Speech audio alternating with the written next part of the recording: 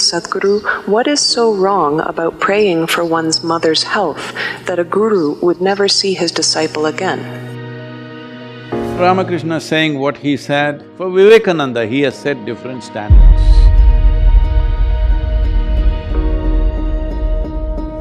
If Vivekananda had prayed for what he thought he wanted, so Ramakrishna is setting up a trajectory for a projectile that he's shooting.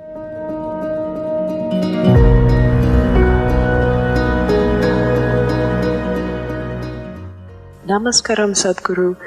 You have told us a beautiful story of Swami Vivekananda and Ramakrishna Paramhansa.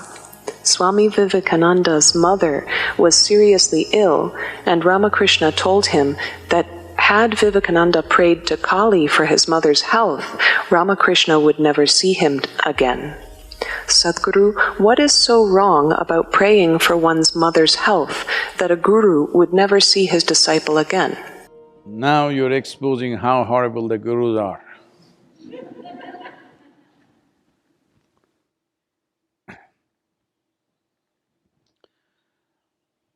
See, there are many aspects to our life.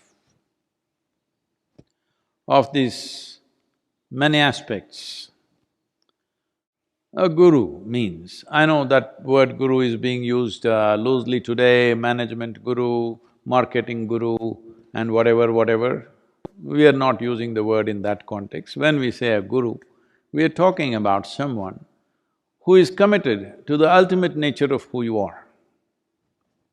Well, Ramakrishna saying what he said, he wouldn't have said it to all the other hundreds of devotees who are hanging around. He says this only to Vivekananda, you must understand. Because he wouldn't talk about taking your emotions for your mother or your help or seeking divine help for your mother's health. For other people, he would have said, okay, go and pray. But for Vivekananda, he has set different standards. Because he is expecting this man to do something much more than what others will do. If he has to do those things, he should not be an asking fool, that he is not somebody who stands in front of the Devi and asks, I want this, I want that. So, for your mother's health, what he that moment needed was money. So he wants to go and ask for money. If money doesn't work, what's the next thing? You ask for a miracle.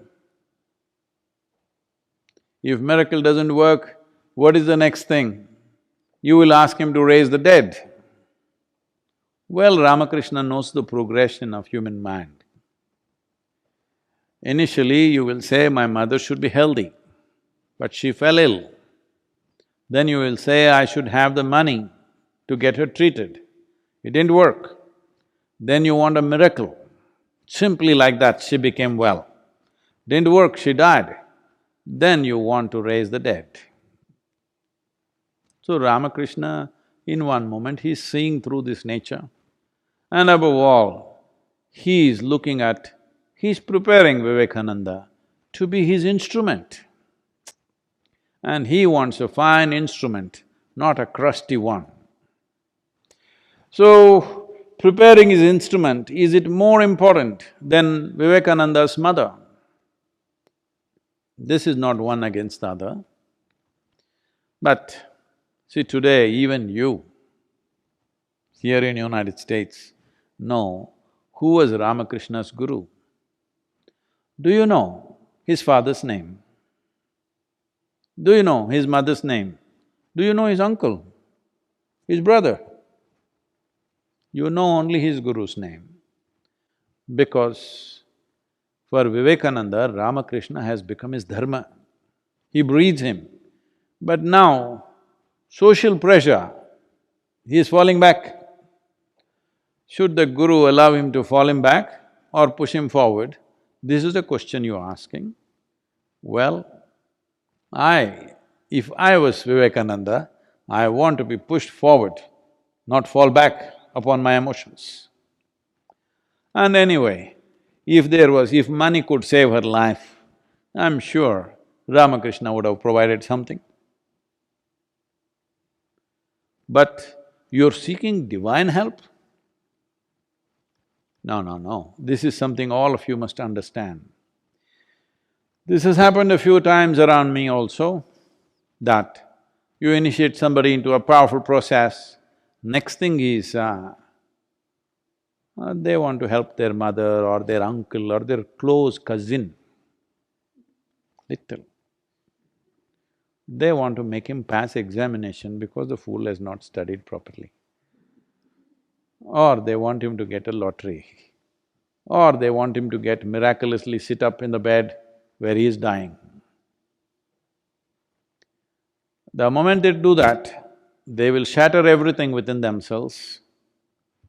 If, I'm saying, this is a conjecture, if Vivekananda had prayed for what he thought he wanted, well, he would have become a psychological wreck.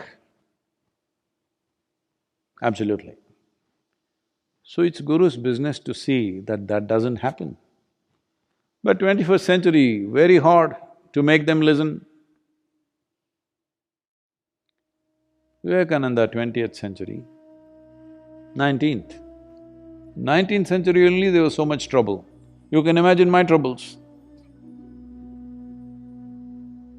People will go, sit in front of Devi and ask all kinds of things. Because they were doing it with Dhyanalinga, I put her up and say, okay, so you have another counter to ask all these things. Because wherever there is a phenomenal sense of energy which is propelling you forward, at a certain space, then when you're moving at that speed, because you're concerned about the tree, you held the tree, your arm will go. You will lose something, it will shatter you, it will break you. So Ramakrishna is wanting him to be a rocket, and the rocket wants to do this. No, rocket trajectory is already set. You don't try to do this and that. That will be a disastrous rocket. So in that context, he is saying that if you had done this, it was finished between you and me because you were anyway a broken failure rocket, a failed rocket. Does anybody go and pick it up? You may be thinking it'll go to the moon and you fired it, but it went into the ocean. Does anybody go looking for it? No, it's finished, it's over, it's burnt up. So, in that context, Ramakrishna is saying, today, if you had done that, it was over because it would be not worth seeing you because you would be broken and you're gone. What do I do with a broken instrument? Today you have heard of Ramakrishna Paramahamsa because of Vivekananda. If that instrument was broken on that day, well, Ramakrishna's offering to the world would have gone completely waste. Well, I'm glad you didn't pick up Krishna, because Krishna said, when Arjuna said, I don't want to kill all these people, 100,000 men they're talking about. Krishna said, you must kill them, then you will realize. That is even a worse example, but that's the way it is. Because when you seek ultimate nature, when you seek the source of your existence, small things, arrangements in your existence doesn't mean anything. If it means something, you do something to somebody, not because it means something to me. Let me tell you this, today is Guru Purnima, I'll tell you, don't tell anybody, okay? Whatever I'm doing, serving food to people who are starving, free education that's going on to thousands of children, so health support, the health initiatives that are going on for people who are deprived of that, and planting trees, Kaveri, all this I'm doing because it means a lot to them, not because it means anything to me. If I close my eyes, I'm done with the world, with everybody. I'm talking not just about you or somebody, everybody, everybody, that means everybody. If I close my eyes, they're all gone, they're dead. But I do these things because it means so much to them. Without fulfilling those things, they will never even aspire for anything bigger. Right now somebody is hungry, are you going to talk to him about enlightenment? That'll be cruel. So we feed him, not because I get some great satisfaction in feeding him, no. I've always been saying, I have no satisfaction in anything that I do, including spiritual work. Whenever people ask me, Sadhguru, you must be having so much fulfillment seeing all these people joyful, blissful. What is my problem? They're joyful, blissful, miserable, what's my problem? I have no problem. Because they have a problem, I reach out. Because I didn't see them anything other than as myself, I reached out, that's all. But if I shut my eyes, I'm done. I'm done with the world. I'm done with everybody and everything. Oh, so much work has happened, people are saying, how will you… who will carry your legacy, Sadhguru? Who will you appoint next? Nobody. If they're interested, they'll carry it on. If they don't think it's valuable, they'll drop it, it's up to them. I leave it to them. If they have not seen the value, if people have not seen the value of what's being done, let them drop it and convert this into a hospital or a school or something. Because that is how most spiritual organizations end up. I don't believe Isha Yoga Center will end up that way because many people have seen the value of it. Even though I constantly nag them, trouble them, create impediments to their work, make their work more and more difficult. This is not for any sadistic satisfaction, just to see how much it means to them. They have proven that it means a lot to them. Life or death, they will do that. Whether I am there or not, they will do that. So, maybe not everybody, but a whole lot of them will do that. So it will continue because of that, because it means a lot to them. Not necessarily because it means a lot to them, because it'll add to their life. It doesn't… all this work doesn't add a thing to my life. But it means so much to every other life, so you do it. If you choose not to do, many yogis, fantastic yogis, they do nothing, they just withdraw. Nothing wrong with them being like that.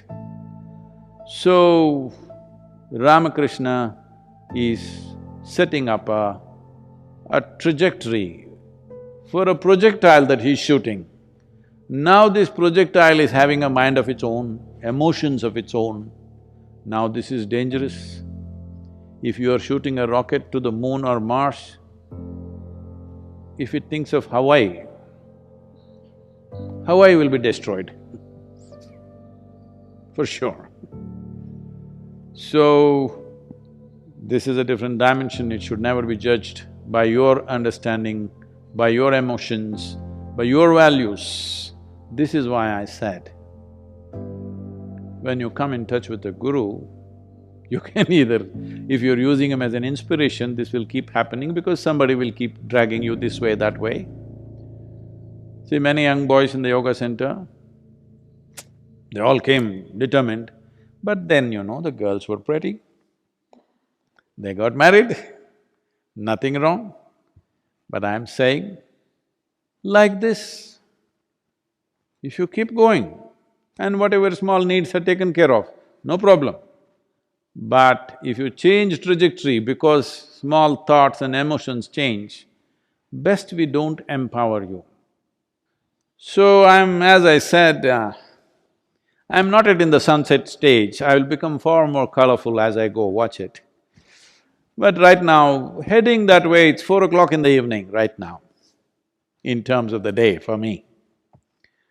So it is summertime, summer is here, sun is setting at almost 8:45, 9 o'clock in the night, so there's still hours left. But when it's 4 o'clock in the evening, the intensity of the sun is not like noontime. It's becoming prettier, actually, it's becoming nicer. But at the same time, it becomes selective. See, when the sun is up at 12 o'clock, it shines on everybody, because it's up there. 4 o'clock, unless you stick your neck out, it won't shine on you. That's where it's going right now. So, you must decide whether I am an inspiration for you or I am a… what? Friend, philosopher, guide for you or I am a doorway for you that you got stuck in, or I am a destination for you, or I have become your dharma. Time to decide, because this is not noon time where sun shines on everybody. You need to stick out for it to shine on you.